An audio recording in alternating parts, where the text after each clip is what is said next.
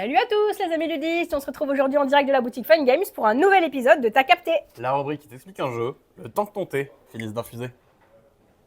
Aujourd'hui, on vous parle de Ipso, un jeu d'Alexandre Droit illustré par Pierre Bourguin et édité chez Gigamic. Un jeu pour 2 à 6 joueurs à partir de 7 ans, des parties d'environ 15 minutes. Bon, qu'on soit d'accord, depuis le temps, vous avez tous poncé Skijo, saigné des cales et même fait 48 parties du tout récent d'Ozito. Alors laissez-moi vous présenter votre prochain coup de cœur, Ipso.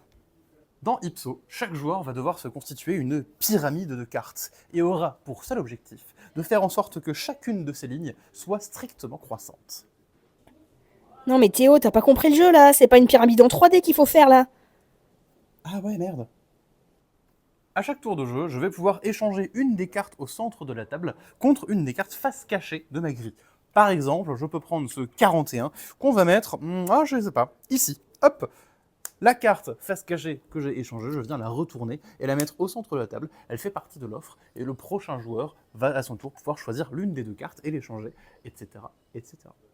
Mon objectif, comme je le disais, c'est qu'à la fin de la partie, chacune de mes lignes soit rangée dans l'ordre croissante. Du coup, là, pour le coup, le 81, il est pas mal. Je pourrais très bien le prendre et le mettre tout au bout de cette ligne. Comme ça, j'ai un boulevard entre 2 et 81 pour monter tranquillement. Mais il y a encore mieux à faire, puisqu'une ligne croissante, c'est bien, mais une ligne croissante de la même couleur, c'est mieux. Du coup, le mettre après le 41, c'est quand même plus sympa. Hop, on va lâcher un 21, mais ici, je commence une ligne de la même couleur. Parce qu'à la fin de la partie, une ligne entièrement de la même couleur, ça rapporte plus de points.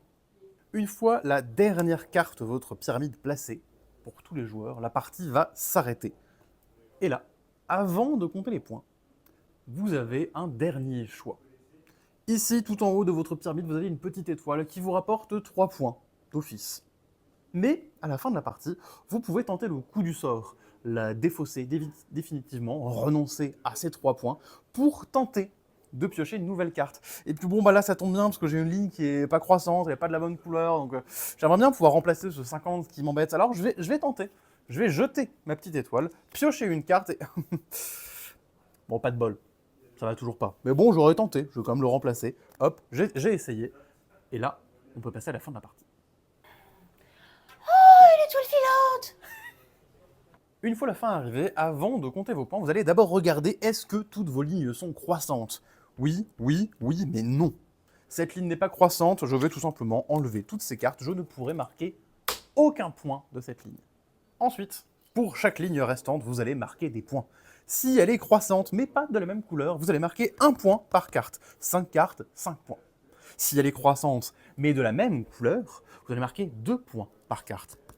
6 points, 4 points. En plus de ça, chaque carte avec une petite étoile, voire parfois plusieurs petites étoiles, rapporte 1 point de plus par petite étoile. Faites donc le total de vos points. Et à la fin de la partie, celui qui a le plus de points sera désigné vainqueur de Ipso. Et voilà, vous savez maintenant tout de Ipso, un sympathique petit jeu de cartes. Qui sera vraiment parfait pour remplacer tous vos classiques. Allez, à la semaine prochaine! À la semaine prochaine.